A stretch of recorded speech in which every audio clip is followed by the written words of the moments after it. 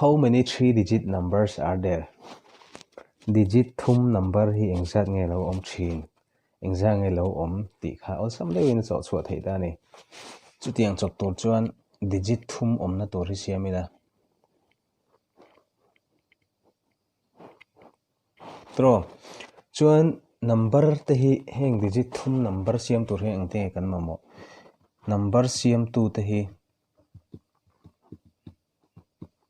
mi te hi ni tro 0 le 1 0 te 1 te 2 te 3 te 4 te 5 te 6 7 8 9 te hi antina number digit thum number pakhat jek te 3 4 5 tro chu hetami vek hi ni number reng hi heng hawa tang in siam vek hi ni tro chuan ei hi number kan zia reng in het tang hi kan ziak tana tro chu het tang kan zia tan hian hemia hian enge om thei ta hian ama sabera hian 0 oma em digit thum ziak don taila digit thum ani em ama sabera number kan zia don 0 omai lo tro chu wang chuan hei om thei lo chu tini chuan ama sabera hian 1 po om thei tro 145 te om thei ama sabera hian 2 po om thei tro 3 po 4 5 6 7 8 9 khoi poi om thei vek ta ni chu mi te zong chu an vai ning jang an ni khat ni thum li nga ruk sai ret kwa ta hian number pakwa a om thei ni tro 1 po om thei 2 po om thei pakwa a om thei chuan pakwa om theia ta hian le alaya hian in taila 304 alaya hian 0 om chuan om zian ei ta thlap mai tro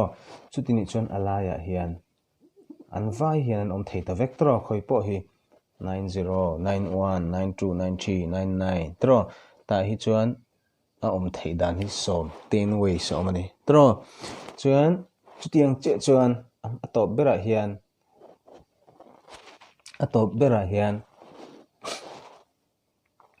0 antinan 340 atop bera 0 om chuan tro om vek thei chu tiang chu che chuan tan 10 ways om bok ta ni tro chung zong chu kan multiply khom chuan 9 into 10 into 10 chu 900 chu tini chuan 3 digit number om thei zong za chu 900 ani ti na ni ani le hemi ve thunga hin en taila how many 3-digit numbers are there with no digit repeated kan man to sa te kha man non thiang mi lo ta se ti na ni tuna kan enang chi khan en le taila asiam thei tu te kha 4 5 6 7 8 9 ni ta hian om thei kan ti chu ta hian om thei chu om thei dan ways chu 9 ways tro hemi te song hin om thei ama sabera 0 om thei la kan sei to a chuan ani chuan a dot chi a hian le entinan ta hian 1 kan lo mang ta 1 kan mang chuan ala bang zong hi 0 telin tan 0 om thei to tro 0 telin 9 ways tho tro 5 mang taila tro 5 mang taila a bang zong hi 9 tro 7 mangila bang zong 9 tro khating zel khan ta po hian 9 ways om tro chuan chu tini chuan le example ta hian khoi mo ber kan mang 3 mang chinang tro chuan adota hian 3 kan mang thiang to lo no digit repeated tu tro chu wang chuan engemaw dang ngai ta hian hei mang chin taila tro ani chuan a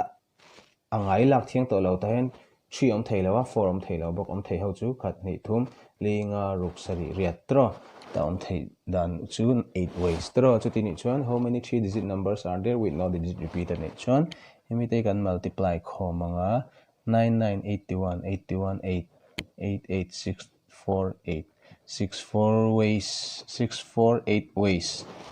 there are 648 ways to form a 3-digit number with no digit repeated tinani ani le he digit ho hi asiam tu turatan 1 2 3 4 5 chau hilo ni ta se 1 2 3 4 5 chau hian 3-digit number siam tu ni ta se with no digit repeated lati bok ta se ta hian engzang om thei 5 ways tro hei om ni ta se chuan repeat lo tur chuan pali la bang tro pali la bang hei mang le tai la tro ta hian 1 ta hian 2 ta hian 1 emo 2 om thei lo ala om thei jong chu 3 emo 4 emo 5 ta hian 3 ways tro pangawei lis som ni vai thum som ruk 60 ways chi amani khati ang khan number om thei zat even number om thei zat te mo 4 digit om thei zat te tiang ang khan kan en thei ani